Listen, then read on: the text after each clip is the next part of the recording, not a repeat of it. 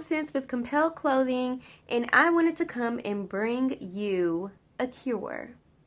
There is one thing that no matter who you are, no matter what you do, no matter what you have, you fall into this trap at some point or another. Some people fall deeper than others, but at some point we have to admit it gets each and every one of us, and this thing is comparison. But that's okay, because today I'm going to tell you what the cure is for comparison. First, I think it's worth mentioning that comparison is a bigger problem now than it used to be back in the day, or even when we were younger. That's because as the years go on, we get more and more advancements, and there's just more to be jealous of. There's more to be envious of. And our generation in particular, we are that go-get-it generation, okay? We are kind of in the middle between the entitled generation where they think everything needs to be handed to them. But before us was the generation that literally had to work and fight and sweat and bleed for everything that they got. So we kind of have a healthy balance of both. We don't mind working for what we get, but we are aiming to work smarter and not harder or even longer so that we can get everything we want like that. But sometimes things don't happen that way, and even I can feel myself looking at people who are where I desire to be, and I kind of compare where I am now to where they are. A lot of our comparison actually stems from discontentment. Yes, we have goals to reach. Yes, where we are now is nowhere near where we want to be or where we're going to be.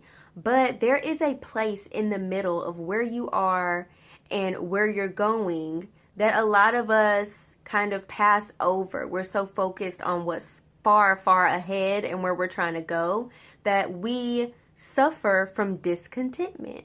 So if the cause of comparison is discontentment, then the cure for comparison is contentment.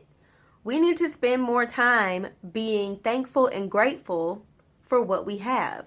And not just that, it's not always looking at people and wanting to have what they have, the cars, the marriage, the kids, the house, the vacations. A lot of times we're discontent with who we are. And we need to find contentment in our uniqueness, in our own individuality. There's a very popular quote that's circulating the internet right now, and it says, "Nobody is you, and that is your superpower." And I don't think we really take full advantage of that enough. Sometimes I look at other people doing their thing, they're in their element, and I literally wish I could reach out and just snatch just a piece of their personality and their skill and their talent and just, add it on to myself. But I have to remind myself that whatever they're doing, that is their thing. They have found their thing and they're working it. And even if I do exactly what they're doing, how they're doing it, it's not going to have the same outcome because I have my own thing that I'm supposed to be doing.